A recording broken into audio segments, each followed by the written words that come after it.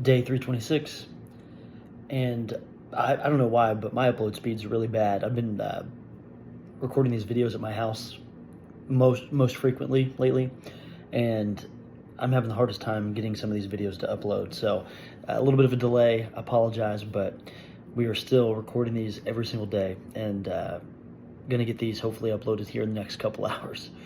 We're gonna be in Psalm chapter 121. We're gonna read just all 8 verses of Psalm chapter 121 tonight on day 326. Starting in verse 1, it says, I lift up my eyes to the mountains. Where does my help come from? My help comes from the Lord, the maker of heaven and earth. He will not let your foot slip. He who watches over you will not slumber. Indeed, he who watches over Israel will neither slumber nor sleep.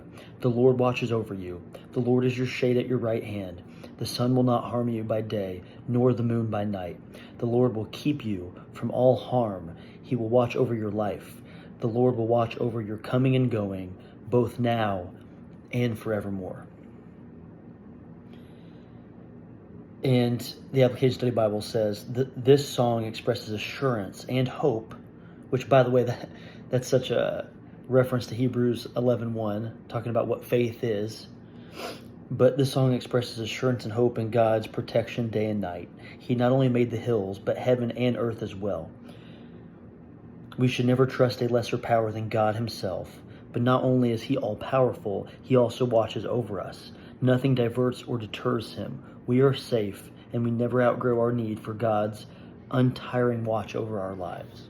And I guess the question I just have tonight is like, do we actually believe that? There was a Bible study group that I'm in on Wednesday nights. I thought there was a beautiful example. There was a story that the video we were watching, the guy tells where he was at a cabin with his friends. It was his buddy's cabin. They were having like a men's retreat, and unfortunately the grill caught on fire and things were flaming. They were going up in flames, and they were all kind of panicking because they just had like a couple buckets, but they were really small. So all the other buddies were like filling up red Solo cups, trying to like pour the fire out, and it was hard to contain it. The fire was growing, and they were afraid they were gonna lose the entire cabin. And luckily, eventually, they were able to put the fire out just in time before it spread beyond just like the back patio area.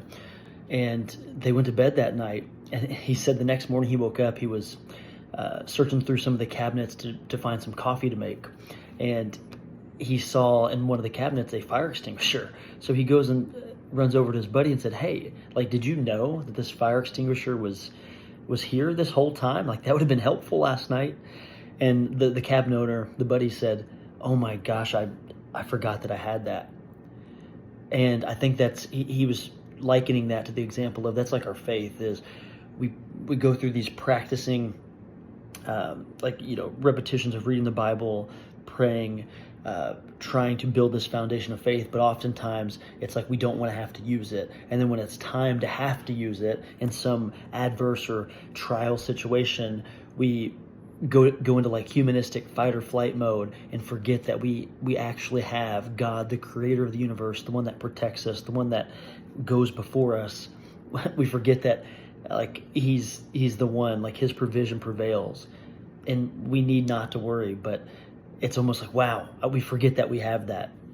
I think that fire extinguisher example is just so real in terms of how my mind wants to work when I start to face some panicky type of situation.